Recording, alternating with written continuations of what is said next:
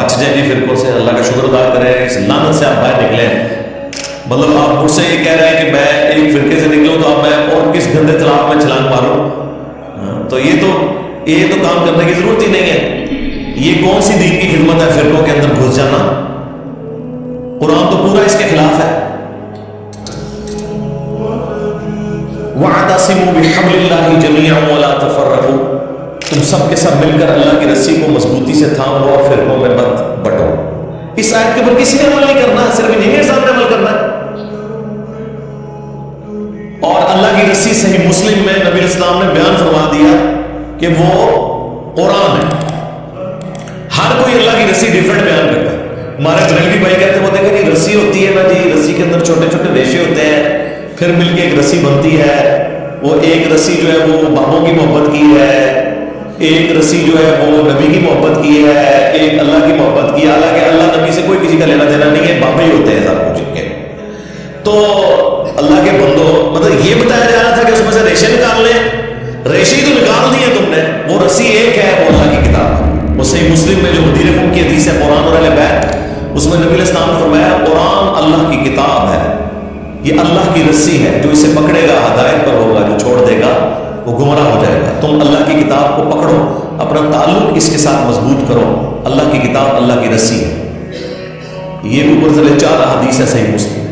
اور دوسری بھاری چیز میرے اہل البیت ہے، میں اپنے اہل البیت کے معاملے میں تمہیں اللہ کا خوف دلاتا ہوں۔ 3 دفعہ نبی علیہ السلام نے فرمایا، لیکن امت بالکل الٹ چلی، نہ قرآن کو پکڑا نہ اہل بیت کو زندہ چھوڑا، بالکل الٹ چلی۔ تو قرآن اللہ کی رسی نبی علیہ السلام نے خود بیان فرمایا۔ اور دیکھیں رسول اللہ کو سینٹرڈ کر کے اللہ تعالیٰ نے قرآن میں سورۃ الانعام کے اندر کیا ارشاد فرمایا؟ ان الذین فرقوا دینہم وکانوا شیعا، بے شک جنہوں نے اپنے دین میں فرقے بنا لیے اور اپنے آپ کو گروہوں میں بانٹ لیے، لست منہم فی شیء، اے نبی آپ کے ساتھ ان کا کوئی تعلق نہیں ہے۔ بے شک وہ کہتے رہے کہ غلامی رسول میں موت بھی قبول ہے، لبیک یا رسول اللہ کہتے رہے، ٹھیک ہے جی، نعرہ تکبیر لگاتے رہے، جو مرضی، آپ کے ساتھ ان کا کوئی تعلق نہیں۔ جنہوں نے گروہوں میں بانٹ لیا اپنے آپ کو، فرقہ واریت بنائی، انما امرهم الی اللہ ثم ینبئهم بما كانوا يفعلون، ان کا معاملہ اللہ کے سپرد ہے، پھر اللہ انہیں بتا دے گا جو دنیا میں انہوں نے کرتوت کیے تھے۔ اب یہ آیت اسپیسیفکلی یہود و نصارہ کے بارے میں نازل ہوئی کہ انہوں نے دین میں فرقے بنائے ہیں، اے نبی آپ کا ان سے کوئی تعلق نہیں ہے۔ یار ایک بار کی پارٹی فرقے بنائے اور سیدنا ابراہیم خلیل اللہ کے دین کو چھوڑ دے، اگرچہ اپنے آپ کو ابراہیمی کہتی ہو، کرسچن بھی کہتے ہیں ہم ابراہیمی ہیں، نصارہ بھی کہتے ہیں ابراہیمی ہیں، اس کے باوجود رسول اللہ کو کہا جا رہا ہے صلی اللہ علیہ وسلم آپ کا ان سے کوئی تعلق نہیں ہے۔ اور اگر نبی کے اپنے ماننے والے یہ کام کریں تو انہیں تو پڑیں گے بہتر۔ اور دوسروں کی غلطی نہیں برداشت کی جا رہی، اپنوں کو چھوڑتا ہے کوئی؟ کس لیول پہ ہوتا ہے؟ ما کان ابراہیم یہودی ولا نصرانی ولکن کان حنیفا مسلما وما کان من المشرکین۔ اور ابراہیم نہ تو یہودی تھے نہ نصرانی تھے، وہ تو سب سے ٹوٹ کر ایک اللہ کے ہو گئے تھے اور مشرک نہیں تھے۔ یعنی وہ یہود و نصارہ دونوں کلیم کرتے تھے کہ ہم ابراہیم ہیں۔ اللہ نے کیا فرمایا؟ یہ نا بڑی امپورٹنٹ ہے، نا سے سٹارٹ ہوا۔ ما کان ابراہیم یہودی ولا نصرانی، نہیں تھے ابراہیم علیہ السلام نہ یہودی تھے نہ نصرانی تھے، ولیکن یہ اردو میں بھی آتا ہے لیکن، ولیکن کان حنیفا مسلما وما کان من المشرکین، حنیفہ تھے سب سے ٹوٹ کر ایک اللہ کے ہو جانے والے، اور مسلم تھے، سنی شیعہ نہیں تھے، اور ایک اللہ کے ماننے والے تھے، مشرک نہیں تھے۔ آج بھی ابراہیمی وہ ہوگا جو ابراہیم علیہ السلام کے طریقے پہ ہوگا، سب سے ٹوٹ کر ایک اللہ کا ہو جانے والا تابع فرما۔ اور پھر اللہ تعالیٰ حضرت ابراہیم کو کتنا عام کرتے ہیں قرآن میں، ملت ابیکم ابراہیم هو سماکم المسلمین من قبل وفی ھذا، پیروی کرو ابراہیم کی ملت کی، جس نے تمہارا نام مسلم رکھ دیا تھا، من قبل، اس قرآن کے نزول سے پہلے، وفی ھذا، اور اس کتاب میں ہم نے بھی تمہارا نام مسلم رکھ دیا۔ اب اس سے زیادہ آپ کو کیسے سمجھایا ہے؟ باقی جتنی جگہ آتی ہے نا وہاں پہ یہ فرقہ باز جو ہے نا، مسلم کا جو ترجمہ ہے نا وہ اس اعتبار سے کرتے ہیں کہ وہ اس کی تفصیلات میں پڑ جاتے ہیں۔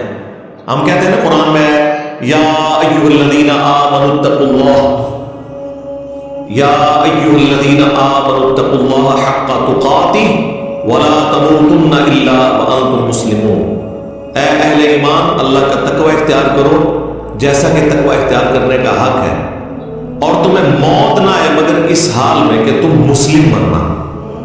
تو وہ کہتے ہیں یہاں مسلم سے مراد ہے اللہ کے تابع فرمان ہو کر، یعنی اللہ کے سامنے سر تسلیم خم کرتے ہوئے مرنا۔ لیکن مرنا بریلوی، مرنا دیوبندی، مرنا اہل حدیث، مرنا شیعہ، لیکن پکے شیعہ ہو کے مرنا، پکے سنی ہو کے مرنا۔ مسلم کا مطلب ہے تابع فرمان۔ اب مجھے بتائیں تابع فرمان اللہ اور اس کے رسول عز و جل و صلی اللہ علیہ وآلہ وسلم کا وہ ہوگا جو ان کا کہنا مان رہا ہے، یا وہ ہوگا جو بالکل الٹ چل رہا ہے؟ جو کہنا مان رہا ہے وَاعْتَصِمُوا بِحَبْلِ اللَّهِ جَمِيعًا وَلَا تَفَرَّقُوا، وہ کہتے ہیں نہیں جی وہ تو حدیث میں آیا کہ 73 فرقے ہو جائیں گے، جی حدیث میں آیا کہ 73 ہو جائیں گے، لیکن یہ تو نہیں کہا کہ بڑھاؤ۔ یہ دو الگ چیزیں، غیبی خبر کو انہوں نے عقیدہ بنا لیا۔ وہ تو سر صحیح مسلم میں آیا کہ قرب قیامت میں عورتیں ایسا لباس پہنیں گی گویا کہ ننگی نظر آئیں گی، یا تو چست لباس ہوگا یا باریک ہوگا۔ تو اس کا کیا مطلب ہے کہ نبی اسلام نے ہمیں یہ حکم دیا ہے کہ اپنی عورتوں کو ننگا لباس پہنانا ہے، یا یہ مطلب ہے کہ ایسا ہوگا تم نے نہیں کرنا؟ تو سرکار اس کو جوڑ لیں، تو جو ابو داؤد کے اندر حدیث ہے، ترمذی میں اس سند کے اوپر کلام ہے وہ جو 73 فرقوں والی ہے، لیکن ابو داؤد والی سند جو ہے وہ مضبوط ہے کہ میری امت کے 72 فرقے جہنم میں جائیں گے اور صرف ایک جنت میں جائے گا، اور وہ نبی اسلام نے اسے فرقہ نہیں فرمایا، فرمایا ہی الجماع، وہ ہوگی جماعت، مین سٹریم کی امت۔ اور فرق عربی میں کہتے ہیں ٹوٹ کے الگ ہونے۔ ایک درخت سے جب پتا ٹوٹتا ہے نا تو اس پتے کو کہا جاتا ہے یہ فرق ہو گیا، اسے پتا نہیں کہہ سکتا یہ درخت بھی ایک فرقہ ہے اور میں بھی ایک فرقہ ہوں، سمجھ آئی؟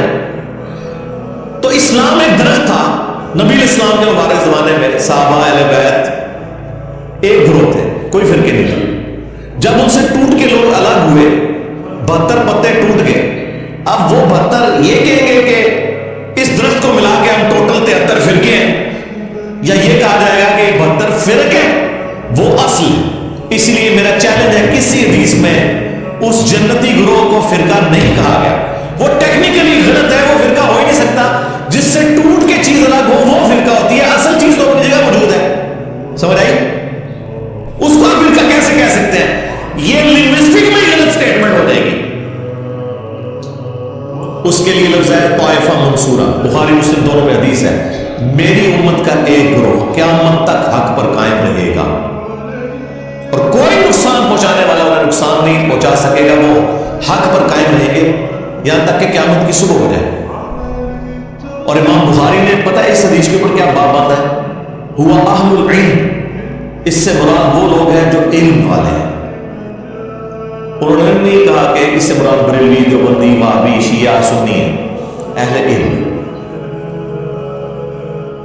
بعض جہادی تنظیمیں اس کی ایک طریق سے اٹھاتی تھی کہ قیامت تک وہ قتال کرتا رہے گا حق کی خاطر، اور وہ ہمارے مال سے، ہمارے بچوں کی جانوں سے کھیلتے رہے۔ آج وہ FATF کی تلوار میں آ گئے، اور اب ہماری اسٹیبلشمنٹ اور ہمارے اداروں کو بھی ہوش آئی کہ یہ تو ہمارے بچوں کو ہی مار رہے ہیں۔ تو ہم نے تو 2013 میں کہہ دیا تھا کہ یہ تو علماء مار گئے، اس ٹائم ہماری باتیں انہیں بری لگتی تھی، اب تو کہتے ہیں انجینئر صاحب آپ ٹھیک کہتے تھے۔ تو یہ جہادی تنظیمیں اس حدیث کو جو ہم وہ قتال کر رہے ہیں، لیکن امام بخاری نے ان کا سارا فام بھی الٹ دیا، انہوں نے اوپر باب باندھا ہوا اہل العلم، یعنی اس سے مراد علمی قتال کرنے والے لوگ ہیں۔ ہم اس قتال کے مخالف نہیں ہیں، عام کنفلکٹ کے مخالف نہیں ہیں، لیکن یہ کون سا عام کنفلکٹ ہے کہ ایک مسلمان دوسرے کو مار رہا ہے فرقے کی بنیاد پہ، لسانیت کی بنیاد کے اوپر، عقیدے کے اختلاف کی بنیاد کے اوپر؟ یہ کون سا اسلام ہے؟ ایون کسی غیر مسلم کی جان بھی نہیں لی جا سکتی نا۔ تو یہ علمی قتال ہے، اس میں وہ والا قتال بھی آ جائے گا جو اسلام کا سمم بونم ہے، ہائیسٹ گڈ ہے، اور علمی قتال۔ اور یقین مانیں پاکستان کو اس وقت علمی قتال کی ضرورت ہے، اس تطہیر کی ضرورت ہے۔ جو آج آپ کو لوگ بتا رہے ہیں جی کاؤنٹر نیریٹو کریں، جی نیریٹو آپ نے بنایا تھا، کاؤنٹر نیریٹو ہم کریں، ہم تو کر رہے ہیں، اس وقت سے کر رہے ہیں جب آپ وہ والا نیریٹو بنا رہے تھے، ہم اس وقت سے آپ کو کاؤنٹر کر رہے ہیں۔ آپ ہماری جگہ پہ آگے کھڑے ہو گئے، اب آپ کو اندازہ ہوا ہے کہ ایک عام بندے کے ہاتھ میں اسلحہ دینے کا کیا نقصان ہوتا ہے، وہ آپ کے سامنے۔ یہ صرف فوج کا، پولیس کا کام ہے، پولیس کا کام ہے with in country rate of the government کو اسٹیبلش کرنا، اور بارڈرز کے اوپر فوج کا کام ہے کہ وہ اسٹیبلش کرنا، اور سیاست میں دونوں میں کوئی دخل نہیں ہے۔ اور کسی نو اسٹیٹ ایکٹر کو اجازت نہیں ہونی چاہیے کہ وہ اپنی پارٹی اور جتھا بنا کے تو غنڈہ گردی شروع کرتے ہیں۔ وہی دیکھ لیں جو جہادی انہوں نے پالے ہوئے تھے نا، آج یہ جتنے جیب تراش ہے نا اور اغوا برائے تاوان کر رہے ہیں اسلحے کے زور کے اوپر، یہ زیادہ تر وہی جہادی تنظیموں کے لوگ ہیں، کیونکہ بے روزگار ہو گئے نا۔ پہلے بھی ہمیں مار رہے تھے، اب بھی ہمیں مار رہے ہیں۔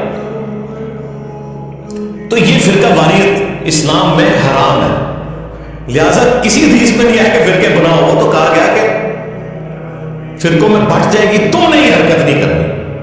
یہ ہمیں ڈرایا گیا تھا کہ وہ 73 میں بٹ جائے گی اور 72 فرقے ہوں گے اور ایک گروہ قیامت تک حق پہ قائم رہے گا۔ اب وہ مجھے بتایا وہ گروہ نبی الاسلام کے زمانے میں آپ صلی اللہ علیہ وآلہ وسلم، آپ کے اہل البیت اور صحابہ تھے، اور آج بھی وہ ہوگا جو اللہ رسول صحابہ اور اہل بیت کی بات کر رہا ہے، اور خالی بات نہیں، ان کی تعلیمات کو لے کے چل رہا ہے، اپنے بابوں کی بجائے رسول اللہ کے قدموں میں امت کو لے کے جا رہے ہیں۔ جو ہم عرض کرتے ہیں کہ میرے نبی صاحب ہے ہی کوئی نہیں، تیرے بابے تھے شاہی کوئی نہیں، کیونکہ تو بابوں کے پیچھے چل رہا ہے۔ تم لوگوں نے چندے اکٹھے کیے اللہ اس کے رسول کے نام کے اوپر، سواریاں سوار کی مکے اور مدینے کی آوازیں لگا کر، اور پھینکی دیوبند میں، بریلی میں، وہابیت میں، سنیت میں اور شیعت میں، اور دیکھیں کتنا دھوکہ دیا ہے، آوازیں اللہ رسول کی لگائی ہیں۔ یہ غدار ہے۔ لوگ کہتے ہیں ان کے ساتھ ذرا نرمی سے بات کریں، ہم سے تو نرمی کوئی نہیں ہے، حضرت عمر ہوتے ہیں تو ان کی گردنیں نظر آتی، ہم تو صرف علمی اختلاف کرتے ہیں۔ رہ گیا اگر یہ کافر ہونے کی اناؤنسمنٹ کرتے ہیں تو ہم ان کی بات کرنا بھی چھوڑ دیں، ٹھیک ہے، مر جائے کفر کی موت۔ لیکن اگر آپ اسلام میں رہتے ہیں، بے نام لوگ ہیں اللہ اور اس کے رسول کا، تو آپ ہو غدار، تو غداروں کو تو ہم نہیں چھوڑیں گے۔ آپ کافر مر جاؤ کچھ بھی نہیں کہیں گے، قرآن میں ہے وَلَا تَسُبُّوا الَّذِينَ يَدْعُونَ مِن دُونِ اللَّهِ فَيَسُبُّوا اللَّهَ عَدْوًا بِغَيْرِ عِلْمٍ۔ لوگوں کے جھوٹے خداؤں کو گالی مت دو، ورنہ وہ تمہارے سچے خدا کو گالی دیں گے بغیر علم کے۔ ہم نے تو خیر گالی کبھی بھی نہیں دی، لیکن یہ کافروں کے لیے، مسلمانوں نے جھوٹے خدا گھڑ لی ہیں، جھوٹے پیغمبر گھڑ لی ہیں، جھوٹے باتیں گھڑ لی ہیں قرآن و سنت کے مقابلے پہ، انہوں نے لمحہ پایا جائے گا علمی طور پہ، کیونکہ وہ غدار ہے، کافر ہوتے ہیں۔ ٹھیک ہے، آج مجھ سے سرٹیفکیٹ لے لیں، میں کل سے ان کے بارے میں بات کرنا چھوڑ دوں گا، لیکن اگر آپ اسلام کا نام لیں گے اور اسلام کے نام سے دھوکہ دیں گے اس امت کو، تو سرکار غدار کی سزا تو دنیا کے ہر قانون کے اندر یہی ہوتی ہے کہ انہیں ایکسپیل کیا جاتا ہے وہاں سے۔ ہم چونکہ اس طرح کے معاملات میں نہیں اترتے، ہم تو صرف علمی اختلاف کرتے ہیں۔ تو یہ فرقہ واریت ان لوگوں نے پھیلائی ہوئی ہے۔ نبی علیہ السلام کے بارے میں ایک زبردست حدیث مسند احمد کے اندر موجود ہے، اور وہ حدیث مشکات المصابیح کے اندر بھی موجود ہے، مختلف کتابوں میں، لیکن جو صحیح سند ہے وہ مسند احمد کی ہے، مشکات کے اندر بھی موجود ہے۔ بڑی زبردست حدیث ہے۔ نبی علیہ السلام نے زمین کے اوپر ایک سیدھی لکیر کھینچی اور اس کی دائیں بائیں ٹیڑھی لکیریں کھینچی، اور پھر نبی اسلام نے اپنی مبارک انگلی کو سیدھی لائن کے اوپر رکھی اور سورۃ الانعام کی آیت تلاوت کی، وَأَنَّ هَذَا صِرَاطِي مُسْتَقِيمًا، یہ ہے میرا سیدھا راستہ، فَاتَّبِعُوهُ، اسی کی پیروی کرو، وَلَا تَتَّبِعُوا السُّبُلَ، اور ارد گرد کے جو راستے ان کی پیروی مت کرو، وہ تمہیں اللہ کے راستے سے بہکا دیں گے۔ یہی وہ چیز ہے جس کی اللہ تعالیٰ تمہیں وصیت کرتا ہے تاکہ تم ڈر جاؤ۔ یہ نبی اسلام نے تلاوت کی اور پھر نبی اسلام نے ساتھ فرمایا کہ یہ سیدھا راستہ میرا راستہ ہے، یعنی نبی اسلام کا راستہ، اور یہ ارد گرد جو ٹیڑھے راستے ہیں نا، یہ شیطان کے راستے ہیں۔ اور نبی اسلام نے فرمایا ہر راستے کے اوپر ایک شیطان بیٹھا ہوا ہے جو تمہیں اپنی طرف بلا رہا ہے، یعنی یہ جو کہہ رہا ہے ساڑھے فرقے جا کر جنتی فرقہ ساڑھا ہے، جہاں توڑے مارے جلال نبی صاحب دس گئے میں فکر ہوں، نبی اسلام فرمایا ادھر ادھر نہیں جانا، میرے راستے پہ جانا۔ تو اس میں صراط الذین انعمت علیہم کے نام کے اوپر جو یہ دھوکہ دیتے تھے امت کو، وہ بھی کلیئر ہو گیا۔ نبی اسلام نے فرمایا یہ تو ہم سورہ فاتحہ شروع کرتے ہیں نا، ایاک نعبد و ایاک نستعین، عبادت بھی اللہ کی، مدد بھی اللہ سے مانگنی ہے، یعنی کہ دعا بھی اللہ سے کرنی ہے، ظاہری مدد تو ہم مانگ سکتے ہیں، تو قرآن میں حکم ہے وتعاونوا علی البر والتقوی ولا تعاونوا علی الاثم والعدوان، نیکی پرہیزگاری میں ایک دوسرے کی مدد کرو، برائی میں الگ رہو۔ ظاہر دنیا کو اللہ نے اسباب کے ساتھ جوڑا ہے، پیاس بجھانے کا ذریعہ پانی کو بنایا ہے، کھانے کو ہماری بھوک مٹانے کا ذریعہ، لیکن ایک ہے دعا کرنا، وہ اللہ کے ساتھ خاص ہے۔ تو یہ کہتے ہیں کہ آگے چلیں، آگے ہم چلتے ہیں تو یہ آگے چلتے ہیں تو ڈائریکٹ ہی آگے چلے جاتے ہیں، بیچ میں پھر چھلانگ مار دیتے ہیں، کہتے ہیں صراط الذین انعمت علیہم۔ اس سے پہلے بھی ایک آیت تھی اہدنا الصراط المستقیم، کاش یہ آپ نے مانگی ہوتی تو آپ کو صراط مستقیم مل جاتا۔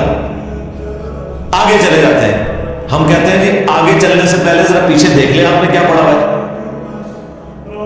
وہ کہتے ہیں صراط الذین انعمت علیہم، آیت یہ پڑھتے ہیں کہ راستہ ان لوگوں کا جن پر تیرا انعام ہوا، اور نام لیتے ہیں انڈیا پاکستان کے ان بابوں کے جو قرآن کے نازل ہونے کے 500 سال بعد 600 سال بعد آئے۔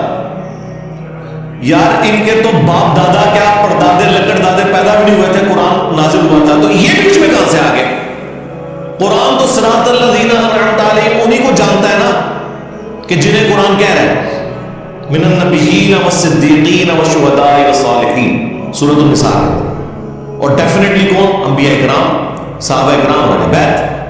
بعد میں تو ہر فرقے کا اپنا باب ہے، بریلویوں کے جو صراط الذین انعمت علیہم ہے وہ دیوبندیوں کے نزدیک مشرک ہے، اور دیوبندیوں کے جو صراط الذین انعمت علیہم ہے وہ بریلویوں کے نزدیک گستاخ رسول ہے۔ سب لوگ بڑے بڑے صراط الذین انعمت علیہم، اور ہمارے صراط الذین انعمت علیہم وہ ہیں جنہیں سارے مانتے ہیں، یعنی نبی الاسلام، اہل بیت اور صحابہ کرام علیہم رضوان وعلیہم السلام اجمعین۔